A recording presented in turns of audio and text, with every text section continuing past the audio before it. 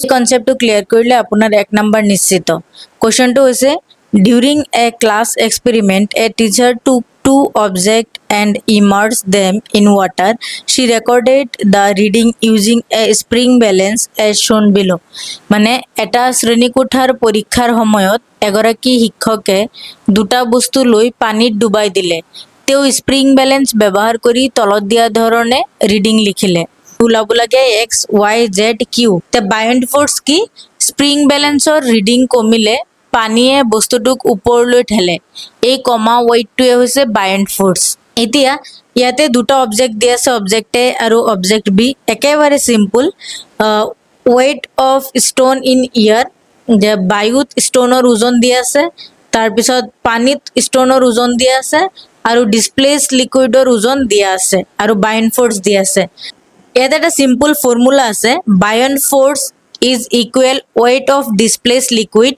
গতিকে ইয়াত বায়ন্ট ফোৰ্স আছে ওয়াই, আৰু ওয়েটটো কিমান, লিকুইড ডিসপ্লেস হোৱাৰ ওয়েটটো কিমান 16। গতিকে ওয়াই ইজ ইকুৱেল টু কিমান হ'ব 16। আকৌ জেড ইকুৱেল কিমান হ'ব 10। জেড ইকুৱেল 10 কিয় হ'ব? কাৰণ buoyant force is equal weight of liquid displace. গতিকে ইয়াত 10 দিয়া আছে বায়ন্ট ফোর্স, গতিকে জেডটো কি হ'ব 10 হ'ব। গতিকে আমি অপশন এলিমিনেট কৰিম। ওয়াই ইজ ইকুৱেল 16, ওয়াই 16 দিয়া আছে তিনটা অপশনত, এটু কাটি দিও। বাকি জেড 10 এটা অপশনত দি আছে, গতিকে বাকি কেইটা অপশন নহয়। গতিকে দুটা চাই পেলে আমার আনসার ওলাই গল, কিন্তু আমি গোটেইখিনি চাম। এতিয়া এক্স টু কি হব? এক্স টু হচ্ছে wait of stone in water. Wait of stone in water কি হব? যে ইয়ারত স্টোনৰ ওয়েট কিমান আছিলে, হেতুৰ পৰা কিমান ডিসপ্লেস হৈছে এটো মাইনাস কৰি দিম। মানে 92 মাইনাস 16 কৰিলে x2 ওলাই যাব। তাৰ মানে কি x ইজ ইকুৱেল টু 76। কিমান হ'ব 76। এতিয়া q2 কেনেকে ওলাম? বতাহত স্টোনৰ ওজনটো কেনেকে ওলাম?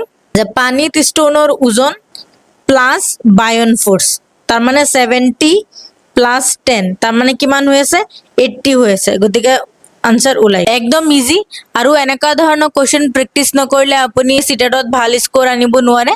এক্সাম আহি গল, আপোনালোকে প্ৰেক্টিস কৰিব লাগে। আৰু এনেকা ধৰণৰ এডভান্স লেভেলৰ প্ৰেক্টিস কৰিবৰ কাৰণে আপোনালোকে ওসৱাল বুকস ল'ব পাৰে, য'ত আছে 19 প্ৰিভিয়াস ইয়াৰ solve পেপাৰ্স 2013 to 2025 included 2026 papers, proper explanation, mind map, trend analysis আৰু লেটেস্ট সিলেবাস অনুসৰি টপিক ওয়াইজ কোশ্চেন খিনি এনালাইসিস কৰা আছে, য'ত আপোনালোকে এক্সাম প্যাটাৰ্নটো বুজি পাব কেনেকা ধৰণৰ কোশ্চেনস বিলাক আহে। আৰু ফাৰ্স্ট এটেম্পতে আপোনালোকে সিটেট ক্ৰেক কৰিব পাৰিব। লিংক মোৰ বায়ো আৰু কমেন্ট সেকশনত দিয়া থাকিব। আৰু যদি আফৰোজা 10 কোডটো ইউজ